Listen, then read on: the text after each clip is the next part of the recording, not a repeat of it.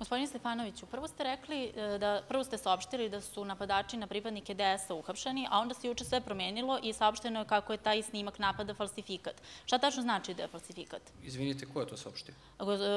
Premijer Vučić je to rekao, pozivajući se na nadležne organe. Ja hoću da vam kažem samo da smo mi imali situaciju da je deo tog snimka bio isečen. I postavilo se pitanje zašto deo tog snimka nije bio prikazan. A da li onda vi hoćete da kažete da samo trajanje tog snimka znači da se promenila suština i da do incidenta uopšte nije ni došlo? A ko vam je to rekao? Dakle, niko nije to izgovorio, izvinite, nemojte da zloupotrebljavate bilo šta, nemojte da izvršite naše reči. A kada se već pominje to trajanje, da li to znači da... Pustite onda da odgovorim, onda budete bar pristojni da dozvolite da odgovorim. Dakle, ni u jednom trenutku niko nije rekao da incidenta nije bilo, nemojte da to izmišljate. Rekli smo da je incidenta bilo, za 8 minuta je stigla policija nakon poziva, za 3 sata su uhapšeni, što sam rekao u odgovoru na prethodno pitanje. Za 3 sata, ni u jednom trenutku nismo rekli da ovi ljudi nisu vređali, dobacivali, kršili javni red i mir, sve su to radili. Ono što su samo trebali da ljudi iz politike koji su bili na tom mestu urade je da pozovu policiju. Znate, kad se nešto desi od nasilja na ulici, bilo da je verbalno, bilo kako, pozovete policiju, ne uzimate rešavanje nasilja u svoje ruke. Jer i to nije dobro, to nije dobra poruka. Dakle, kad imate problem, kada vidite kršenje zakona, zovete policiju, policija se pojavljuje i rešava slučaj, kao što je uradila u ovom slučaju. Uhapsila ta lica, određenim policijsko zadržavanje, predati tužilaštvu. Dakle, država ozbiljno, organizovano, odlučno rešila i poručila da neće tolerisati bilo kakvu vrstu nasilja. Šta će dalje tužilaštvo da postupa? Da li je u ponašanju drugih aktera pronašla bilo šta što može isto da bude obeležje nekog dela, ja u to ne ulazim. To je sad stvar tužilaštva.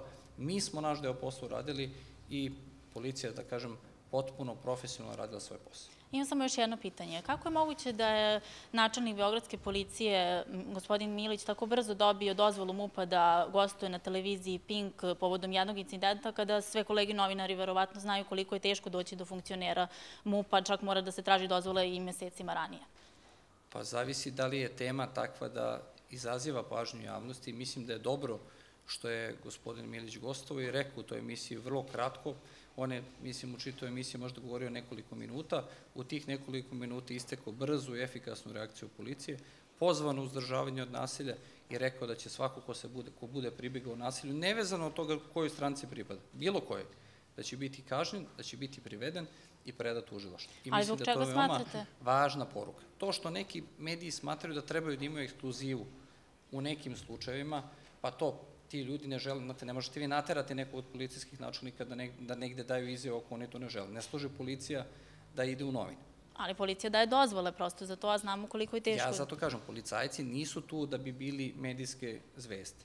Oni rade svoj posao, prepuštamo njima da odluče da li negde žele ili ne žele da daju izjavu, ne smije da se uskrati informacija od javnosti, ali to ne znači ekskluzivitet. Ali zbog čega je onda ovaj događaj toliko važan za našu državu da je sinoć moralo da se ide u vanredni program televizije? Pa mislim da ste imali situaciju da je, da kažem, Demokratska stranka juče držala vanrednu konferenciju štampu povodom tog događaja. Očigledno su i oni smatrali da je to bio veoma važan događaj. Ja ne smetam, kao i oni, ne osuđujem se uopšte da kvalifikujem jer je to posao tužilaštva, ja ne bih kvalifikovao to delo na bilo koji način, to će raditi tužioci, ali očigledno da postoji u izbornim kampanjama kada se dogodi ovakva jedna stvar, a ovo je prvi događaj u Beogradu u poslednjih 2 meseca da se dogodio na ovakav način i ja se nadam da će biti i poslednji, važno je bilo da se javnosti pokaže da je policija spremna da preduzme sve, znači ja sam samo govorim o gostovanju načelnika Milića, da je pokaže da je policija spremna u svakom trenutku da postupi u skladu sa zakonom, brzo i profesionalno.